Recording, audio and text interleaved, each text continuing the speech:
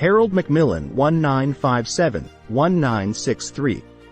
Harold Macmillan assumed the role of British Prime Minister during a critical period in the nation's history, serving from 1957 to 1963. His premiership is often characterized by a pragmatic approach to governance and a series of transformative policies that aim to address both domestic and international challenges. As the leader of the Conservative Party, Macmillan succeeded Sir Anthony Eden, inheriting a political landscape marked by economic uncertainties, geopolitical shifts, and the lingering aftermath of the Suez Crisis. Macmillan's leadership style was marked by a unique blend of statesmanship and charisma, earning him the nickname Super Mac from the press. His ability to navigate complex political scenarios and connect with the public played a crucial role in defining his legacy. During his time in office, Macmillan steered the country through a period of significant change, both in terms of domestic policy and Britain's role on the global stage. To fully appreciate Macmillan's tenure, it is essential to understand the socio-political environment that shaped his leadership. The late 1950s and early 1960s were characterized by a post-war recovery period marked by economic rebuilding and shifting power dynamics. Britain was undergoing rapid social and cultural changes, with the emergence of a more affluent society and the influence of popular culture, such as the rise of rock and roll. On the international front, the Suez Crisis of 1956 had dealt a blow to Britain's global standing, highlighting the need for a recalibration of foreign policy. The Cold War tensions between the United States and the Soviet Union further influenced global politics, impacting Britain's alliances and diplomatic strategies. At home, issues of economic stability, housing shortages, and social inequalities were at the forefront of public discourse. Macmillan inherited a nation seeking both economic prosperity and a redefined identity on the world stage. As such, his premiership unfolded against the backdrop of a complex interplay between domestic aspirations and international challenges, setting the stage for the implementation of policies that aim to address these multifaceted issues. Harold Macmillan's early life laid the foundation for his later political career. Born on February 10, 1894, into a prominent and wealthy family, Macmillan hailed from the Scottish aristocracy. The Macmillan family had a long history in publishing, with his grandfather, Daniel Macmillan, co-founding the renowned publishing house Macmillan Publishers. This familial connection to the world of literature and intellectual pursuits would later influence Macmillan's own interests and pursuits. Raised in an atmosphere of privilege, Macmillan received his education at Eton College, a prestigious boarding school known for educating the British elite. From Eton, he went on to study at Balliol College, Oxford, where he further honed his intellectual abilities and developed a keen interest in political and social issues. Macmillan's early life experiences, shaped by the wealth and cultural legacy of his family, provided him with a unique perspective on the challenges facing British society. This background would inform his later endeavors as a politician, as he sought to address issues of economic inequality and social welfare during his political career. Macmillan's entry into politics occurred in the aftermath of World War I. Having served in the Grenadier Guards during the conflict, he emerged from the war with a deep sense of duty and a commitment to public service. His political journey began when he won a seat in the House of Commons as the Member of Parliament, MP, for Stockton-on-Tees in 1924, representing the Conservative Party. Over the subsequent years, Macmillan's political acumen and dedication to public service became increasingly evident. His rise within the Conservative Party was marked by a series of ministerial appointments, showcasing his expertise in various policy areas. Notably, he served as Minister of Housing and Local Government in the 1950s, where he made significant contributions to addressing the post-war housing crisis. By 1955, Macmillan had ascended to the position of Chancellor of the Exchequer, a crucial role in economic policymaking. His tenure in this position allowed him to demonstrate his financial prowess and lay the groundwork for the economic policies that would later define his premiership. In 1957, upon the resignation of Sir Anthony Eden, Harold Macmillan assumed the mantle of leadership as the Prime Minister of the United Kingdom. His journey from a privileged upbringing to the pinnacle of political power reflected not only his personal ambitions but also his commitment to addressing the challenges facing the nation during a period of significant change. Economic reforms and the wind of change speech. One of the defining features of Harold Macmillan's premiership was his focus on economic reforms. In an era marked by the need for post-war recovery and modernization, Macmillan's government implemented policies aimed at stimulating economic growth. Macmillan famously delivered the "Wind of Change" speech in 1960 during a visit to South Africa, signaling a shift in Britain's colonial policies. The speech acknowledged the inevitable decolonization of African nations and highlighted the importance of embracing change. This landmark address reflected Macmillan's recognition of the evolving global order and his commitment to adapting British foreign policy accordingly. Facing a housing shortage and the need for modernization, Macmillan prioritized housing and infrastructure development during his tenure. The government launched ambitious housing projects with the goal of addressing the post-war housing crisis. The construction of new homes and urban redevelopment projects aimed to provide better living conditions for the growing population. Macmillan's emphasis on housing not only tackled a pressing social issue but also contributed to economic growth by creating jobs and stimulating demand in the construction sector. Harold Macmillan worked to strengthen the special relationship between the United Kingdom and the United States. During his premiership, he developed a close rapport with U.S. President Dwight D. Eisenhower and later with President John F. Kennedy. This alliance was crucial during the Cold War, and Macmillan actively collaborated with American leaders on matters of defense, intelligence, and foreign policy. The mutual trust between Macmillan and U.S. presidents played a significant role in shaping diplomatic strategies during a time of global geopolitical tension. The Suez Crisis of 1956 was a defining moment in British foreign policy and had a lasting impact on the political landscape. While the crisis unfolded before Macmillan's premiership, its repercussions continued to influence British politics during his leadership. The military intervention in Suez, which aimed to regain control of the Suez Canal, ultimately failed, damaging Britain's international standing. Macmillan inherited the aftermath of the crisis, and its implications highlighted the need for a reassessment of Britain's role in the post-colonial era. Macmillan's government faced challenges and opportunities in its approach to European integration. Although the United Kingdom did not ultimately join the European Economic Community (EEC) during Macmillan's premiership, his government engaged in preliminary discussions. The decision to pursue or reject European integration remained a contentious issue, reflecting the broader debate about Britain's place in Europe. Macmillan's diplomatic efforts and considerations regarding the EEC laid the groundwork for subsequent discussions and decisions on European integration by his successors. Harold Macmillan's tenure as Prime Minister coincided with a period of relative economic prosperity, often referred to as the never-had-it-so-good era.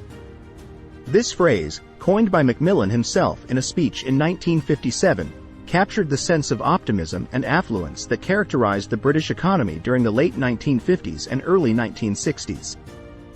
Macmillan inherited a British economy that was still recovering from the ravages of World War II. His government implemented policies aimed at boosting economic growth, including measures to stimulate industrial production and exports. These efforts contributed to a gradual recovery, leading to improved economic conditions.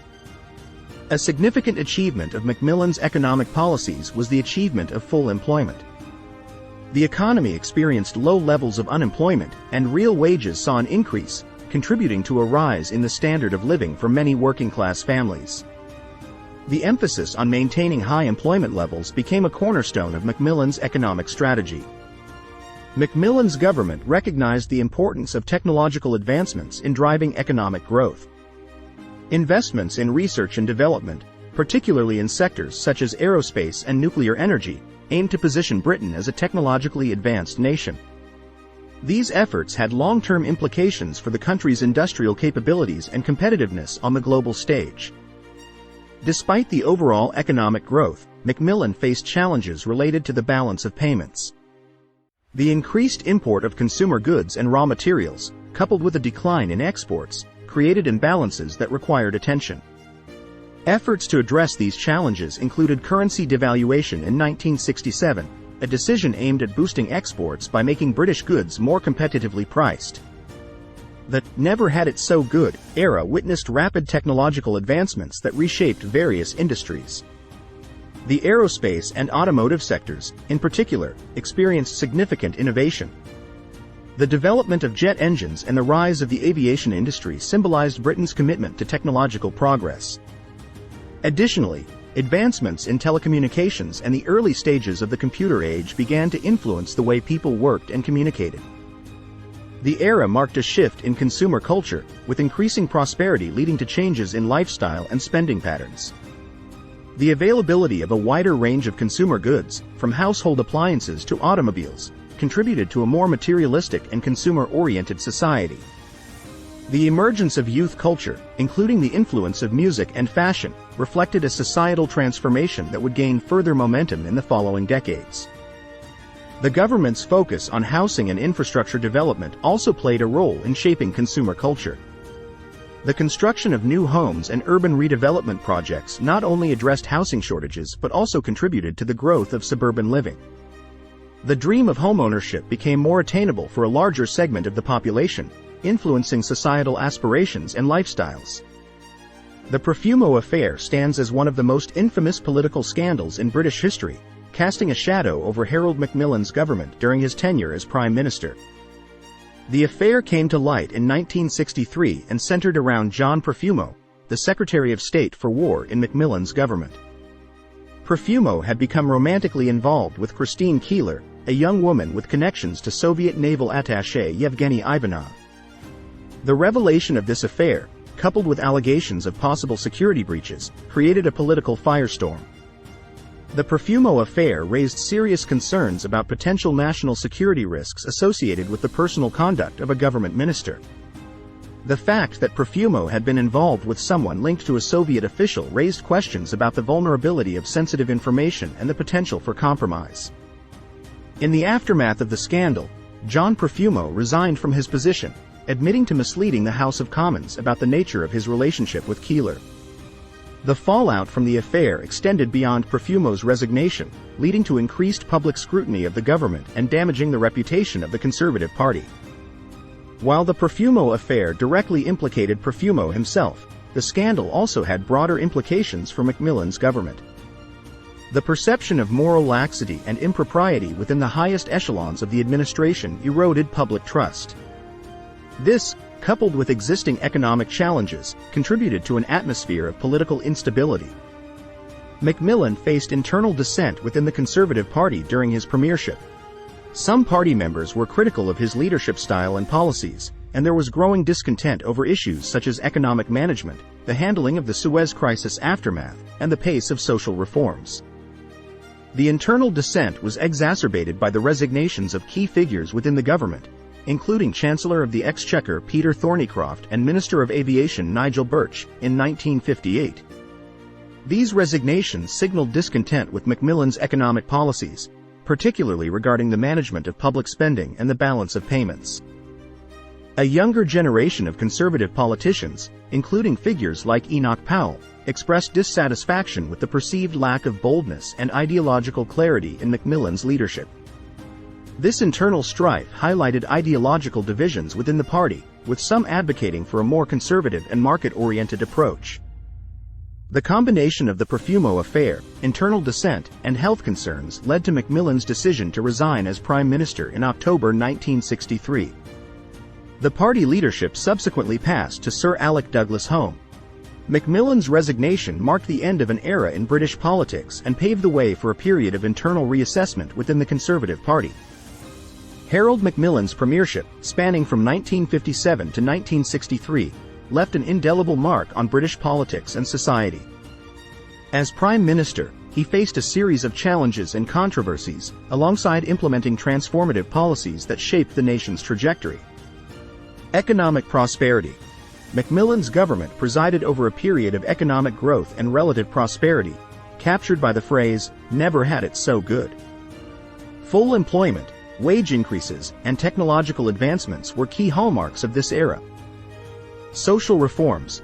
His commitment to addressing social issues, such as the housing crisis, paved the way for significant urban development and increased homeownership, impacting the lives of many Britons.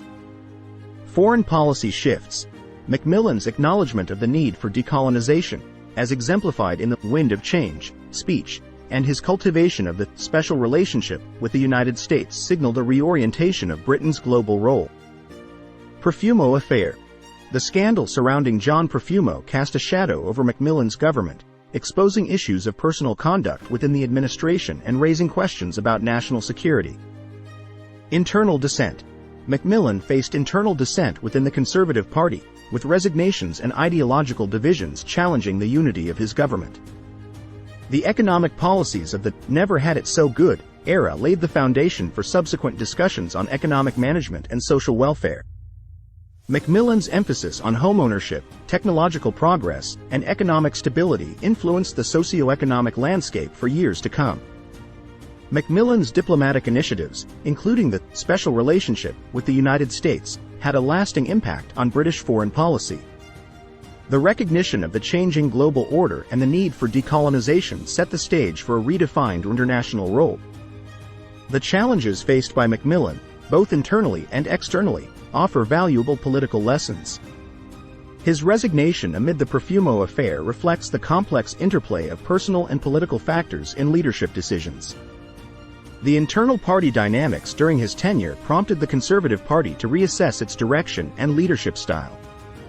In conclusion, Harold Macmillan's premiership is a multifaceted chapter in British history, marked by achievements, challenges, and the complexities of leadership. His contributions to economic prosperity, social reforms, and foreign policy, alongside the controversies and internal dissent, form a rich tapestry that continues to shape historical assessments of his legacy. As subsequent leaders built upon and sometimes diverged from his policies, the legacy of Macmillan's premiership remains an integral part of understanding the dynamics of post-war British politics. Thank you for watching this video. If you found it informative, please like, comment, and subscribe to the channel for more content like this in the future.